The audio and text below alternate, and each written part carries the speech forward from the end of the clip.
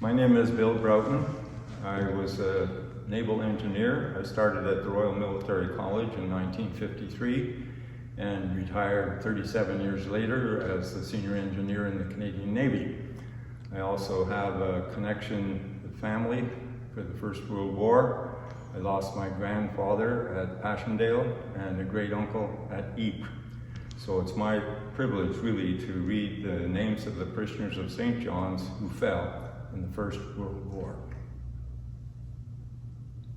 F. Graham Avery, Arthur L. Chilton, Cecil Clifford, Elson Cunningham, Alan U. Gilmore, C. Fred O. Gorman, Milton Clock, Frank W. Lamplow, Leonard Lamplow, Harold Lemoyne, Tom L. F. Martin, Victor Mitchell, William Hugo Morris, Angus Morrison, Simcoe Morrison, Harry Press, Alan Powell, David S. Stewart, William H. Waller, Gordon Wright, and Stanley Wright. My name is Jim Cummings. I first put on a uniform in 1961 as a Sea Cadet, and then became a Sea Cadet officer, and then I became a reserve officer in the Canadian military. And I did various jobs until 1994 when I hung the uniform up. I was at that time serving as in a regular force position as staff officer in the HQ. It's my privilege to remember those who fell in the War of 1939-1945. George Robert Atchison, John Henry Bourne, Thomas Henry Culkin, Robert Laird Cameron, Francis Wilfred Doyle, John V. Erdley Wilmot, Albert John Fawcett, Douglas Raymond Gardner, Arthur Sidney Fraser Holmes, George Wilbert Jeffrey, Vernon D. Bowden Martin, C.J. Fred McCrum, Ronald W.A. Rankin, Clarence Sidney Robson, David Francis G. Rouleau, William Meredith Stearns, Arthur Wesley Whedon, Alan Garnett Wright, Leonard Russell Wilcox.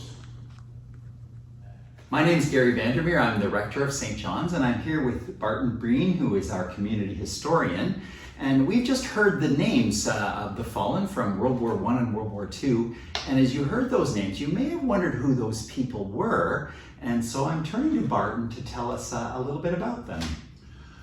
Well, it's been interesting. I've been doing some studies on the names that are on the scrolls on the wall and the wooden plaques, and the variety of people that are there. There are a rector's son.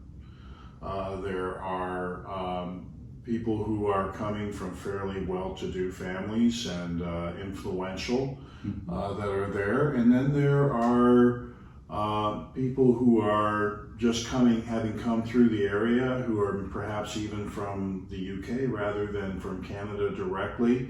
And then lower socioeconomic type families that are there. So it's quite a equalizer to see the different types of families and the stories behind each of them that are there for the ones that I've been able to go through so far. So in that time period at St. John's, there was a wide range of economic backgrounds among the parishioners. There was. Yeah. There was. Are there any particular stories that you really found to be, ones that we might want to hear about? Well, of course, the ones that I've written are interesting.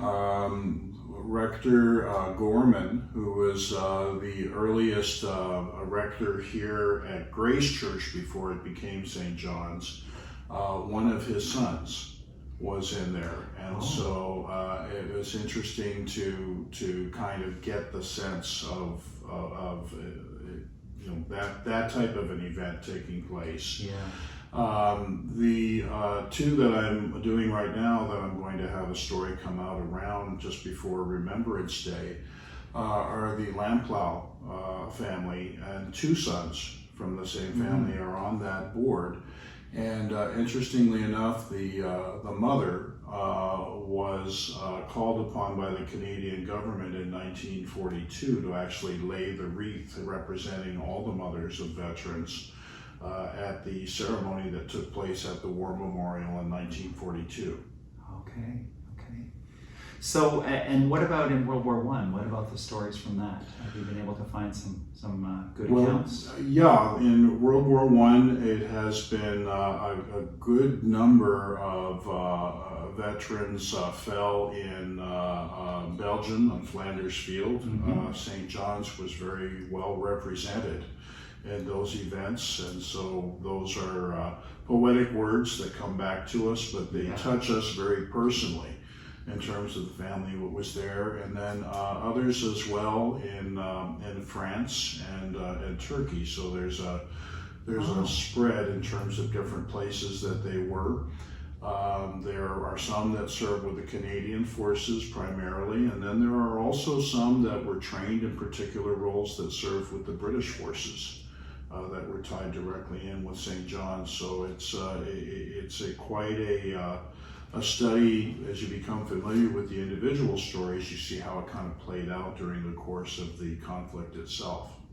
Where are you finding these stories? Because you see the names on the wall, and then how do you go about finding what's behind these names? Well, I'm trained as a genealogist, and so what I do when I see the name is I actually create a family tree. And go in and connect to get the information specifically about that individual, to get the information about their parents, the grandparents. And then as I do that, I will look at local newspaper references and begin to put together a story that kind of places that family within the context of the community, and then find information as to how they interacted with the community, interacted with the church, and interacted with other families. And then that begins to give me a sense of what's going on, and then there's usually a story in there to be told. Okay. So you've had some time to tell some of these stories. You mostly posted these on the St. John's Facebook page. Correct. And Do you have more that you're kind of working on? Do you want to do all of them, or what is your goal here? I'm planning on working through all of the veterans and catching up with them. World War I is a little easier to do than World War II because the records are more easily available the further back you go. But I intend to do some with World War II as well. I've also been going through the church and noting things like the stained glass windows, noting some of the memorial items and the names that are present there, and then some of the previous rectors as well, and kind of putting together some of the stories that are there as well. So it's been, there's no shortage, it would appear, of opportunities with some of the names that are there. And again, it's interesting to see the contrast. We have names that actually figure prominently in Canadian history, in the community area, and then others that would not be as readily known, but are very personal and very deep to the St. John's community. So in the St. John's community, we might even think we don't know people who were connected with the war. And so it's really great that we've had Jim and Bill share those names with us and their connection also with having served in the Canadian military. And so we're going to read these names again. You just heard them, but we're going to read these names again as our Remembrance Sunday on November the 6th. We have Peace and Remembrance readings dedicated for this day. And I want to give you just a little highlight so you can think about these readings in preparation to hear these names read as a time of ceremony. So the first reading comes from Micah chapter 4. It's a famous reading, you may even recognize it, about how God shall judge between many peoples and shall arbitrate between strong nations far away. They shall beat their swords into plowshares and their spears into pruning hooks. Nation shall not lift up sword against nation, neither shall they learn war anymore. So that's the first reading. And the psalm gives a beautiful image of inspiration for peace. Steadfast love and faithfulness will meet. Righteousness and peace will kiss each other. We move then to the New Testament, to the letter of James, and he talks about how the motivations for conflict arise. And this is what he says: those conflicts and disputes among you, where do they come from? Do they not come from your cravings that are at war within you? You want something and you do not have it, so you commit murder, and you covet something and cannot obtain it, so you engage in disputes and conflicts. You do not have because you do not ask. You ask and you do not receive because you ask wrongly, in order to spend what you get on your pleasures. Now that's a challenging reading, but I think the most challenging one is actually Matthew chapter 5 from the Beatitudes. Blessed are the peacemakers, for they will be called children of God. And I think of the costliness of being a peacemaker. It's not just making nice or smoothing over conflicts. It's putting yourself on the line to bring about a vision of peace. So I want to invite you to come and hear what the Spirit is saying to our church on Sunday, November the 6th, as we observe Peace and Remembrance Sunday. We look forward to welcoming Rabbi Daniel Mikelberg of Temple Israel, the Reformed Synagogue of Ottawa, and people from the synagogue who will be joining us as he preaches the sermon, as he addresses these scriptures which call us to remember and to be people of peace. And we look forward to welcoming you at St. John's.